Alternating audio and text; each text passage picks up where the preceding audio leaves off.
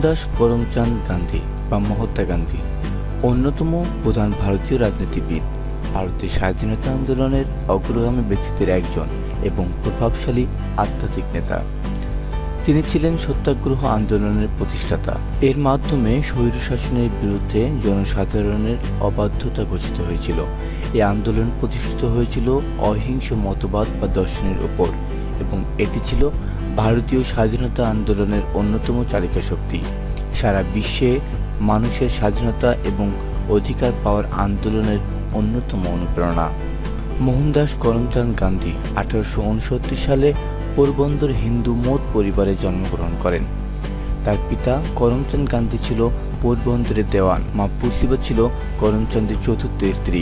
পুতলিবা প্রণামী বৈষ্ণব গোষ্ঠীর ছিলেন। 1883 সালে মাত্র 13 বছর বয়সে মহাত্মা গান্ধী তার বাবা মার পছন্দের কাস্তুবাই মাখানজিকে বিয়ে করেন। তাদের 4 পুত্র সন্তানের জন্ম দেন, যাদের নাম হলো হরিলাল গান্ধী, মণিলাল গান্ধী, রামদাস গান্ধী এবং দেবদাস গান্ধী। মহাত্মা গান্ধী তার ছোটবেলা পোরবন্দর ও রাজকোটে অতিবাহিত করেন। সেখানে তিনি তার শিক্ষা জীবন শুরু করেন। ছাত্র জীবনে মাঝারি মানের ছাত্র ছিলেন তিনি। কোনো রকমে গুজরাটের ভবনগরের সালামদাস কলেজ থেকে মেট্রিকুলেশন পরীক্ষায় উত্তীর্ণ হন। তিনি কলেজেও সুখী ছিলেন না, কারণ তার পরিবারের ইচ্ছে ছিল তিনি যেন ব্যারিস্টার হন। 18 বছর বয়সে 1888 সালে 4 সেপ্টেম্বর ব্যারিস্টারি পড়ার জন্য ইউনিভার্সিটি কলেজ লন্ডনে গমন করেন তিনি। রাজকীয় রাজধানী লন্ডনে তার জীবনযাপন ছিল অত্যন্ত সাধারণ। ভারতে থাকতে তার মায়ের কাছে করা শপথ এটি বিশেষভাবে প্রভাবিত করেছিল। জৈন সন্ন্যাসী বেচার্জিওর সামনে তিনি তার মায়ের কাছে শপথ করেছিলেন যে তিনি মাংস, মদ এবং উচ্ছৃঙ্খলতা ত্যাগ করে হিন্দু নৈতিক উপদেশ পালন করবেন।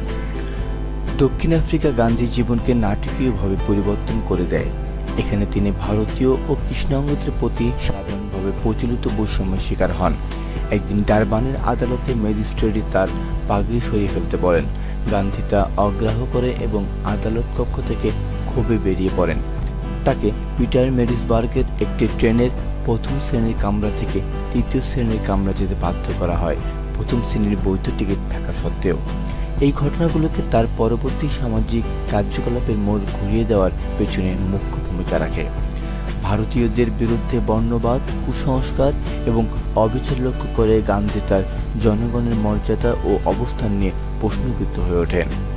1906 সালে ট্রান্সভাল সরকার উপনিবেশের ভারতীয়দের নিবন্ধনে বাধ্য করানোর জন্য একটি আইন পাশ করেন। 11 সেপ্টেম্বর জোহানেসবার্গে সংগঠিত এক গণপ্রতিরোধে গান্ধী সবাইকে আইন বর্জ্য করতে অনুরোধ করেন। গান্ধীর প্রথম অর্জন আসে 1918 সালের চম্পারণ বিক্ষোভ এবং খিদা সত্যাগ্রহের মাধ্যমে। গান্ধী জমিদারদের বিরুদ্ধে সুগঠিত বিক্ষোভ এবং আন্দোলনের নেতৃত্ব দান করেন। এর ফলে গান্ধীর সুনাম সারা দেশে ছড়িয়ে পড়ে। অন্যায়ের বিরুদ্ধে গান্ধীর অস্ত্র ছিল অসহযোগ এবং শান্তিপূর্ণ প্রতিরোধ। পাঞ্জাবের জালিয়ানওয়ালাবাগ হত্যাকাণ্ড, যা সাধারণ মানুষের উপর ব্রিটিশ সরকার দ্বারা সংগঠিত হয়েছিল, তা জনসাধারণকে ক্ষুব্ধ করে তোলে এবং মারামারির মাত্রা বৃদ্ধি পায়। গান্ধী ব্রিটিশ সরকারের কার্যাবলী এবং ভারতীয়দের প্রতিশোধপরায়ণ আচরণ উভয়ের নিন্দা প্রকাশ করেন।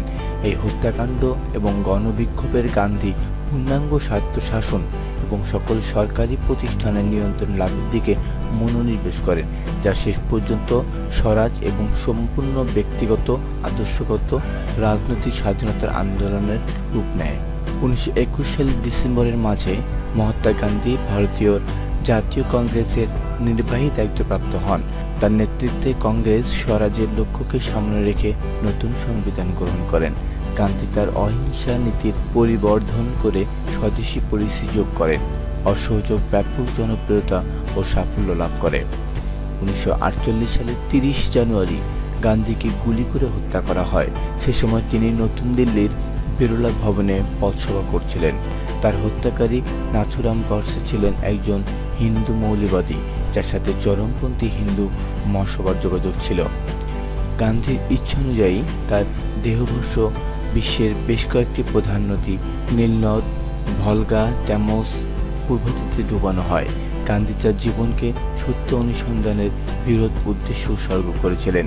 তিনি নিজের ভুল থেকে শিক্ষা নিয়ে এবং নিজের উপর নিরীক্ষা চালিয়ে তা অর্জন করেছিলেন। তিনি তার আত্মজীবনীর নামটাই দিয়েছিলেন the story of my experiment with truth, যার অর্থ সত্যকে নিয়ে আমার নিরীক্ষার গল্প।